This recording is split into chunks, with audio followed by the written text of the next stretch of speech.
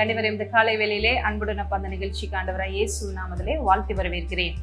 காலை வேளையிலே அனைவருக்கும் இனிய காலை வணக்கங்களை தெரிவித்துக் கொள்கிறேன். பாருங்க, இந்த நாளில் நீங்கள் அதிகாரம் படைத்தவர்கள் என்பதை ஒரு நாளும் மறந்துவிடக்கூடாது. நீங்கள் தேவனுடைய பிள்ளைகள் இல்லையா? தேவனுடைய பிள்ளைகளாகும் போதே நாம் அதிகாரங்களையும் வல்லமைகளையும் பெற்றுக்கொண்டவர்களாய் மாறிவிடுகிறோம். ஏனென்றால் நாம் தேவன் அதிகாரம் படைத்தவர், வல்லமை உள்ளவர். அப்ப அவருடைய பிள்ளையா பிறந்தா அதே டிஎன்ஏ, அதே ஜீன், அதே தான் நமக்குள்ளே வருது பாருங்க. அப்ப அதே ஆவியானவர் நமக்குள்ள வரும்போது நமக்கும் ஆட்டோமேட்டிக்கா அதிகாரம் வல்லமை வந்து விடுகிறது.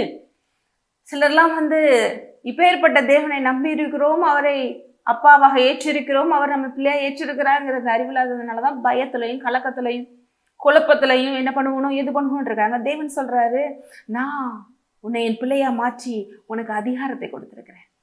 இப்போ ஒரு பிரச்சனையா, ஒரு நாசமோசமா, அதை பார்த்து நீ பயந்து ஓடும்படி அல்ல. பயம் எப்போ வந்தது? பாவம் வந்த பிறகுதான் வந்தது. ஏதேன் தோட்டத்துல பாக்குறோம் இல்லையா? ஆதாமும் ஏவாளும் பயந்து கர்த்தருடைய சந்ததிக்கு விலகி ஓடினாங்க பாவம் வந்த பிறகு. ஆனால் தேவாவியினர் வரும் பொழுது அங்கே பயம் விலகி ஓடும். ஏனென்றால் தேவன் நமக்கு பயமுள்ள ஆவியை கொடுக்கல, பலமும் தெளிந்த புத்தியுள்ள ஆவியை கொடுக்கல.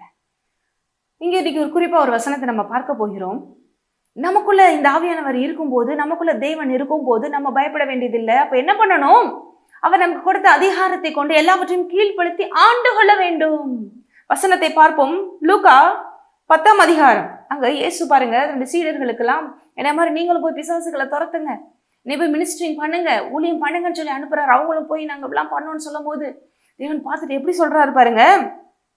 18-19 அவர்களை அவர் நோக்கி, சாத்தான் மின்னலே போல வானத்திலிருந்து விழுகிறதை கண்டேன். சொல்றாங்க, உன் நாமத்துல சொல்லணும் அதெல்லாம் கீழ்ப்படிஞ்சிச்சுன்னு. அப்ப அவங்க தேவனோட நாமத்துல அதை கீழ்ப்படுத்தி ஆண்டு கொள்ளும் போது தேவன் எப்படி பார்க்கிறாரு? பிசாசு கீழே தள்ளப்படுகிறான், நசுக்கப்படுகிறான், ஒன்றுமில்லாமலாக்கப்படுகிறான். இவ்வளவு நாள் மனிதர்களை பாடாப்படுத்தி பயத்திலையும் கலக்கத்திலையும் வச்சு பாவத்திலையும் சாபத்திலையும் மரணத்தை அனுபவிக்க வச்சுட்டு இருந்தான். இப்ப என்னுடைய ஆவி, நான் அவங்களுக்கு கொடுத்திருக்கிற அதிகாரம் வல்லமை, என்னுடைய ரத்தம் அவங்களை எல்லாவற்றையும் இருந்து விடுதலையாக்கி என்னை போல மாற்றி எல்லாவற்றையும் ஆண்டு கொள்ள வைக்கிறது. ஆகவே இப்ப என்னுடைய ஜீன் அங்க வேலை செய்யுது. தேவன் பார்த்து சந்தோஷப்படுறாரு. பிசாசு தோற்கடிக்கப்படுறதை பார்த்து உண்மையிலே அங்க ரொம்ப அவங்கள்ட்ட சொல்றாரு பாருங்க. அப்ப இன்னைக்கு உங்க வாழ்க்கையில நீங்களும் இப்படி ஒவ்வொரு விதத்திலையும் தேவனோட நாமத்துல நீங்க ஜெயத்தை எடுக்கும் போது தேவன் பார்த்து சந்தோஷப்படுறாங்க. உண்மையில என்ன நடக்குது? பிசாசு தோற்கடிக்கப்படுகிறான், அவன் கீழே தள்ளப்படுங்க. ஏற்கனவே அவன் விழுந்து போன ஒரு தூதன், அதை மறந்துடாதீங்க. அவனை பெருசா பார்க்காதீங்க என்னைக்குமே. அவன் உங்களுக்கு நிகரும் கிடையாது, மேலேயும் கிடையாது, ஜஸ்ட் அண்டர் யுவர் ஃபீட். எந்த பிரச்சனையோ போராட்டமோ அவன் கொண்டு வருகிற எந்த சவாலோ இந்த உலகத்துல எதுனுமே எதிர்த்து வந்தாலும் அது உங்களை ஒன்றும் செய்ய முடியாத அளவுக்கு தேவன் உங்களுக்கு எல்லாவற்றையும் ஜெயித்து கொடுத்திருக்கிறார். அவரே உள்ள வந்துட்டார்.